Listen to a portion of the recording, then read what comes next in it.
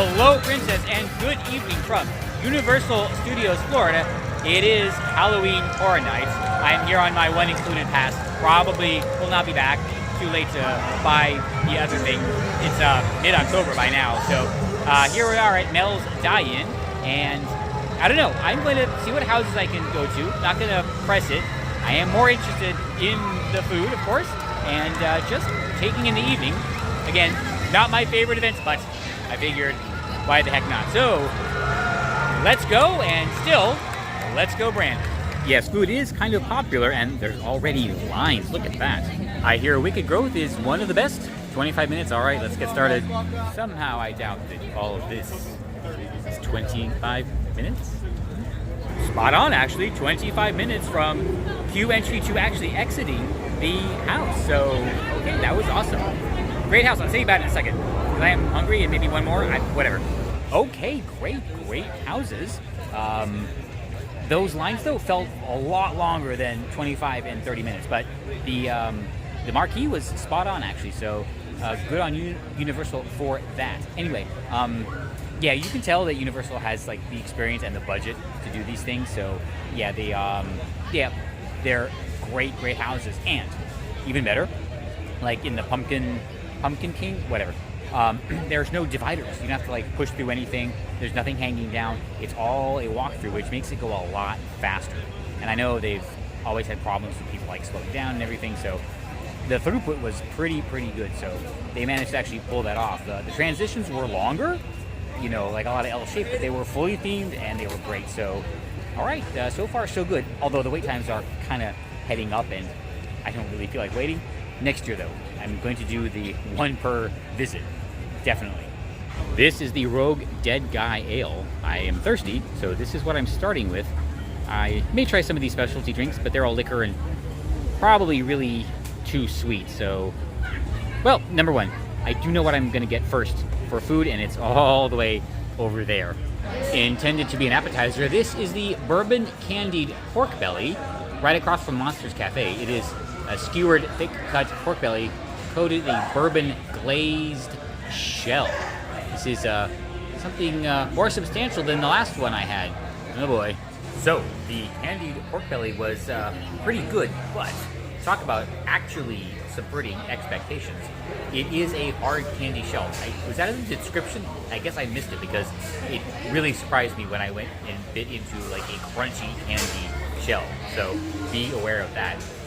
Second, it is not served warm. It is ambient temperature, which was also a bit surprising. I guess kind of necessary for the hard candy shell to stay intact. So not at all what I expected, but good nonetheless. So I guess that does count as my appetizer. So I guess I should consider the main right now. I probably won't go through another house. The wait times are, well, yeah, I figured they would all keep going up, and I think the shortest is like 45 minutes now, and I don't know, like not really looking forward to waiting. So we'll see. I do want to stay for a show, so I might have to be here pretty late. I don't know, or I could just queue up for like the 11 o'clock. All right. Anyway, I'm gonna head out and get more food. Sorry about the lighting, but this is the Jacked Doughnut slider. I've seen this on a bunch of blogs. It is certified Angus beef slider with bacon jam and cheddar cheese on a donut. Interesting. On a bourbon glazed donut. Okay then. And to go with that, I did decide to try the Wicked Old Fashioned Whiskey and Coke. Mashup of Old Fashioned and a Jack and Coke with a Jack Daniel's Tennessee Whiskey, cherry brandy, Coca-Cola Zero Sugar, and our homemade Demerara Old Fashioned syrup. And no, I cannot read because it's still very dark in here. Anyway, I did try this. It is not as sweet. Well, it's not sweet, and that was the intention, so that worked out very well. All right, well, there's the donut. Let's try and eat this. Well, not really try. We're gonna do it, but whatever. The whiskey old fashioned is good. I like that it's based on Coke Zero, so it's not so sweet. Normally, I wouldn't get a soda-based drink, so it actually worked out very well. The Jacked Doughnut slider. Okay, really good. They used the two donuts for presentation purposes, If you're gonna do that though, the donuts need to be a little more doughy so they compress better. Otherwise, eating is kind of a mess. Even cutting it, you end up with this big thing and whatever. So yes, more mushiness in the donuts. The firmer donuts are good when it's just one donut, so just keep that in mind. Otherwise, it was good. The chips were nothing special. After having those wonderful seasoned chips at Animal Kingdom, these were just nothing special. All right, I'm still good to go. And there's another item that I do want to try. Unfortunately, the app is not updating the wait times on the houses, so maybe I'll walk around and if I can find something that's half hour-ish, give it a try. Otherwise, probably not. We'll talk about that later. So fortunately, yeah. Go get something else, because that's all I seem to be doing. It is quite a cacophony here, and there is a fountain show going on. But I'm going to try and get back to the Fear Factor Theater to see the show, which starts in about a half an hour. Hopefully it won't be too crowded. And I'll eat afterwards. Unsurprisingly, the 9:30 show is already oversubscribed, so that is out. I might stay for the 11 or 11:30.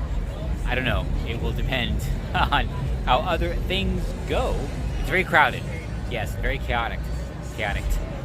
These are pumpkin guts. They are butternut squash, or it is butternut squash and zucchini noodles stuffed with hazelnuts, pumpkin seeds, and brown butter, served over mashed delicata squash. Whoopsie-daisy.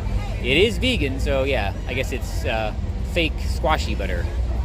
This presentation is not the best.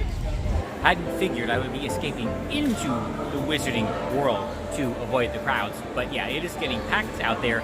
The show just emptied, so that did contribute to it. Anyway, the pumpkin guts were good, but they weren't really venue appropriate. I'll put it that way. The ingredients were great, a lot of fresh, natural flavors, but that's kind of what made them not really for this. I mean, I was expecting something bold or a kick or something. That dish would be perfect as an appetizer in one of the resort table service restaurants. But for here, it was just a great dish in the wrong place. So, yeah, Universal, by the way, I guess I let Disney know this. If you're testing dishes, it is great. And yes, definitely could go on a menu in one of the restaurants. But for here, not so much. Anyway, I don't know, I might try something else.